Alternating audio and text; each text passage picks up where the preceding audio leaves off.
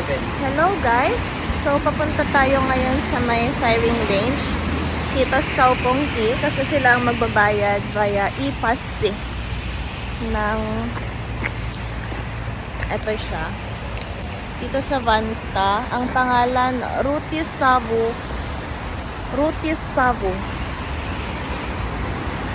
indoor na firing range. So ito try natin. First time ko.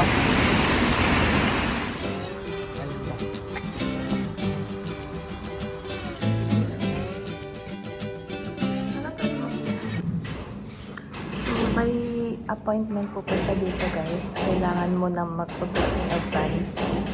Appointment niya in advance. Anyway, yung kinuha namin is yung introductory kasi lahat daw ng first time dito sa kanila kailangan kunin yung introductory na course. So, 55 euros yan. Fortunately, yung employer namin yung magbabayad. First time? First time. Feeling.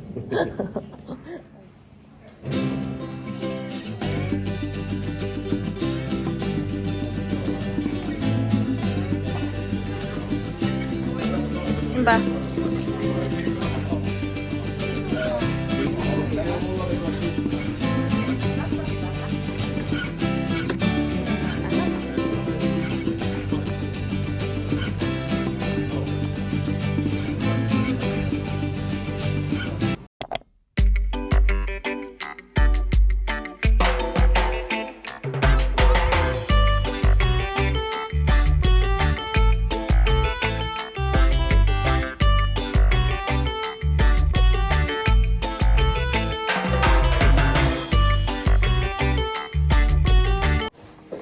So, GoPro Hero 11. So, ito kasama. Tapos, head strap. Ay, ganito siya. Quick clip.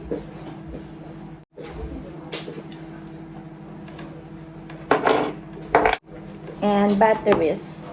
Tapos, ayan, mga pang clips, pang mount. Ewan ko para sa... We'll find out. We'll figure it out. Tan-tararan-daran! Ito na siya! Oh. Dati ayoko ng GoPro kasi walang screen dito sa harap. So, pag nakaganyan ka, hindi mo nakikita yung sarili mo. Pero yung mga bagong... Or meron, di ba dati wala yung mga GoPro na wala. Pero yung mga mas bagong version, meron na siyang screen sa harap. Pwede mag-selfie. Dito muna. Yan.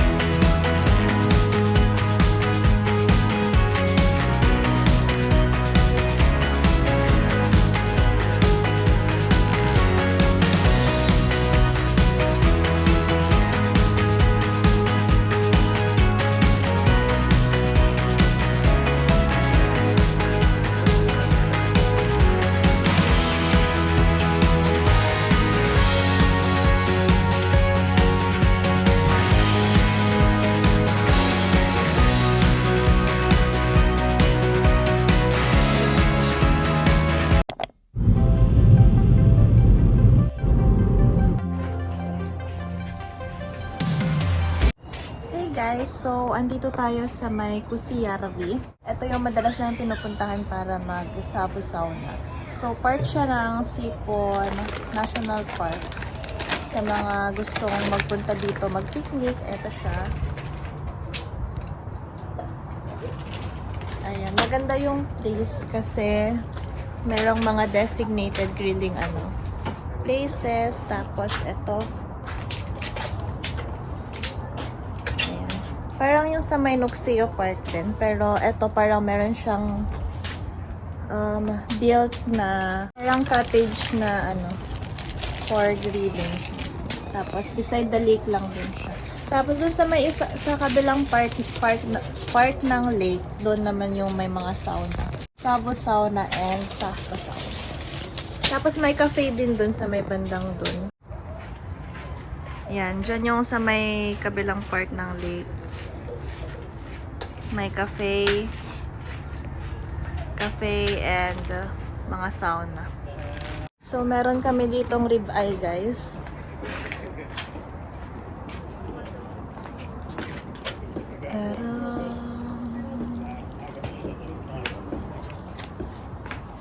Na-oven na siya sa bahay. Tapos ito yung isa.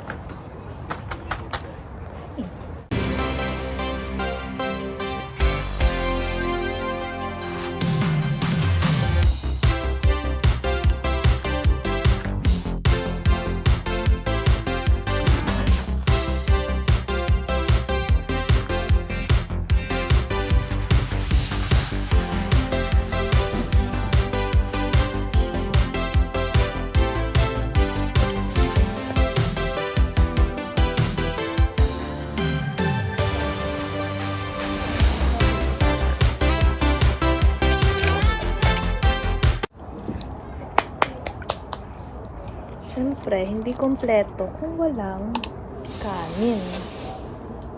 Dito siya. Ay, so. Ha? Mang Tomas?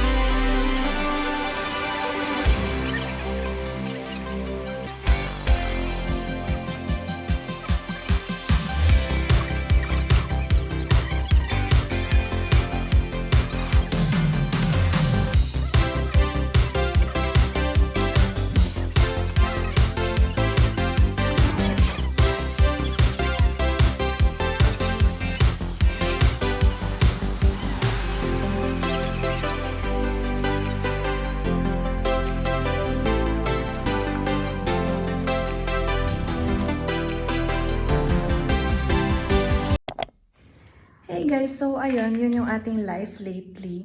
Walang masyadong ganap, lang, work. Tapos kapag day off, minsan may pupuntahan, ganyan. Pero mostly actually work. Tapos ayun, nakapaglaro tayo sa Sweden, ulit ng volleyball. And meron pa akong susunod na vlog sa Germany naman. Naglaro ulit kami ng volleyball. Pero first round pa lang, talo agad. Anyway guys, something new pala. Mag-start kaming magbenta ng lechon belly. So, ayan, sa mga interesado, natikman ko na to, hindi ako mismo yung gagawa, pero natikman ko na siya and very worth it, super masarap, kaya nire-recommend ko talaga sa inyo guys. So kapag sa mga gusto mag-order, lalo sa mga nakakamiss ng Filipino food, actually hindi lang lechon belly, sooner or later, magbebenta pa kami ng ibang Pinoy dishes. Anyway, for orders, kapag gusto nyo mag-order, gusto nyo tikman, PM nyo lang ako sa aking Instagram account or sa aking Facebook page. Anyway guys, that's it for this vlog. Thank you for watching. Please don't forget to subscribe and I'll see you on my next one. Bye!